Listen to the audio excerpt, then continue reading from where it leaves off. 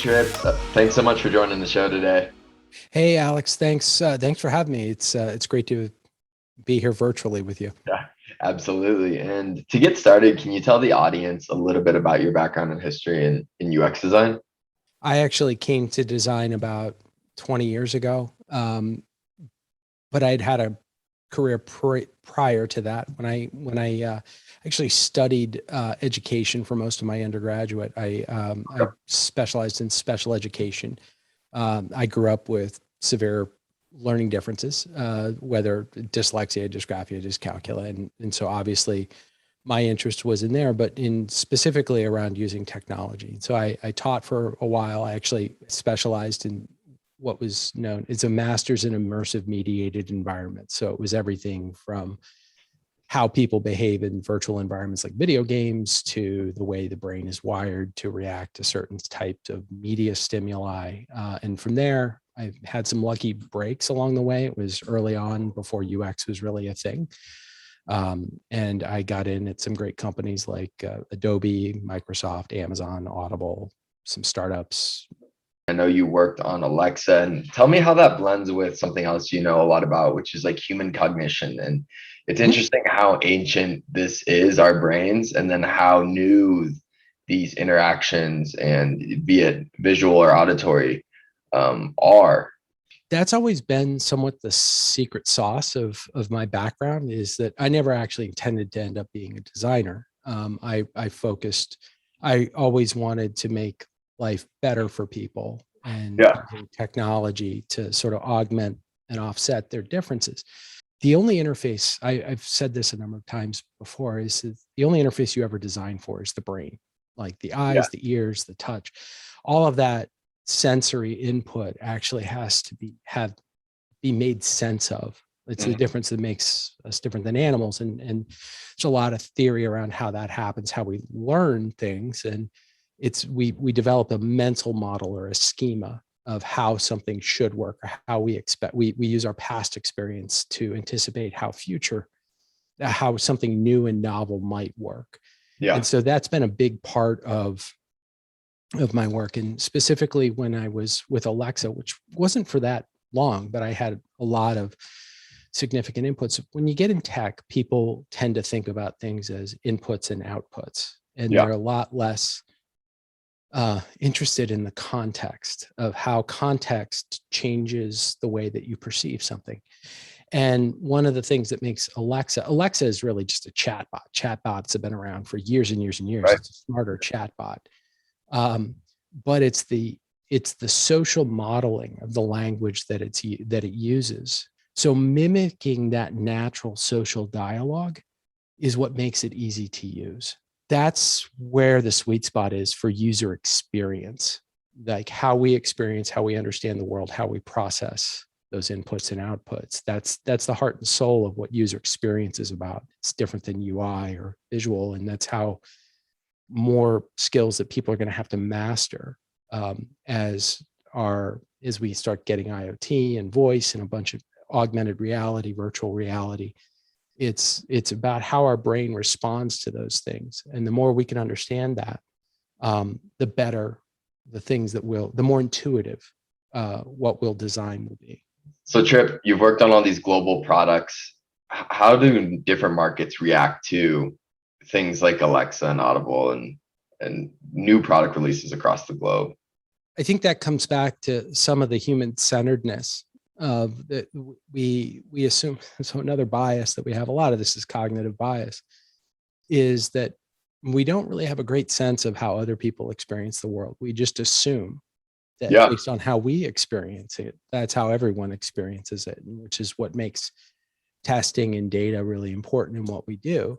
And a lot of times we have a tendency to try to solve not only for sort of first world problems, but Yeah. specifically top 1% living in the Bay Area problems. Yeah. And a lot of those assumptions go out the door, uh, or they don't go out the door. They kind of go fully baked when you go into a new culture or uh, a new geography, where we don't question any of the attitudes that made that a successful business in the United States. Places like China and India are ownership cultures. they don't like to rent things. They don't like subscriptions. They would prefer to buy it once and own it.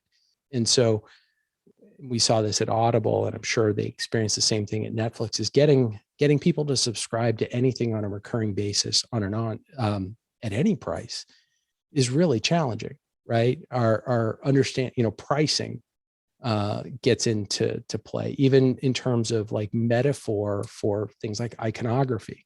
It's those sorts of many decisions that go into a product where you actually have to look at, almost throw out what your product market fit was in the United States or Europe, which tend to be more similar, but there are differences there, to a country where the economy, the cultural norms, the belief systems are very different, and they shape our understanding of the world. So Trip, we're talking about designing for different cultures. How does that relate to inclusive design, which is another topic you're passionate about?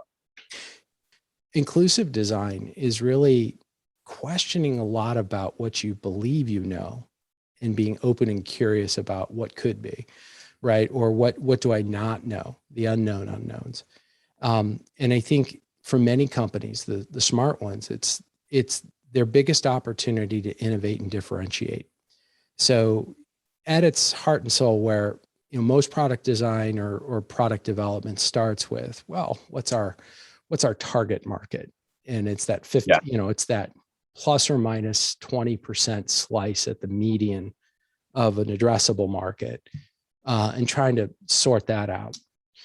Inclusive design sort of flips that on its model and say, like, well, what's the nature of the problem we're trying to solve? What do we not know about? And then how can we intentionally polarize the audience or the addressable market to look at extreme users? Because a lot of times they'll be the canaries in your coal mine, but it's how we look at that problem. We say, well, you have to have a college degree. I can't point to a single college program that prepares anybody for user experience, prepares them well or explicitly for it.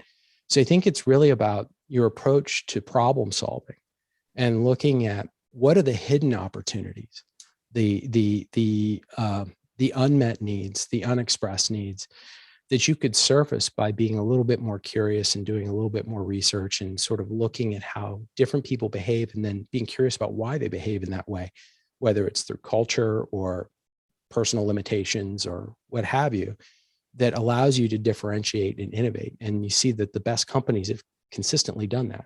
Trip, what type of advice would you have for new designers entering the field today? Relax.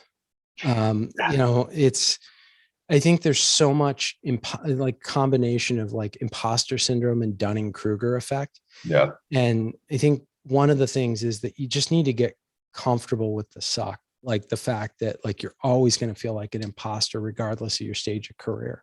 Feeling the need to flex or to show that you already know all the answers or you know exactly how to do this. And I think that's where a lot of people that are coming in with boot camps. I'm not a huge fan of the boot camps.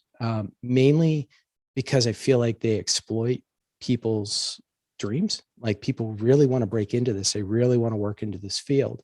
Yeah. They kind of give you this middle layer of, doesn't quite cover the fundamentals, and it doesn't really get into the reasons why.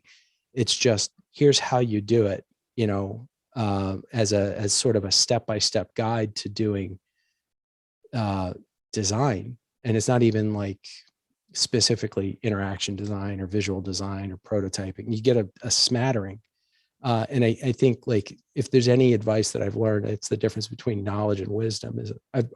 Wisdom is you've made a lot more mistakes, right? Is that the wisdom I've earned is like, check and make sure that you actually understand the nature of the problem that you're trying to solve. Learn from people that are better than you. And don't be ashamed of what you don't know. Trip, thanks so much for being on the show today. My pleasure, Alex. Thank you so much for having me. It was a flattering and fun conversation.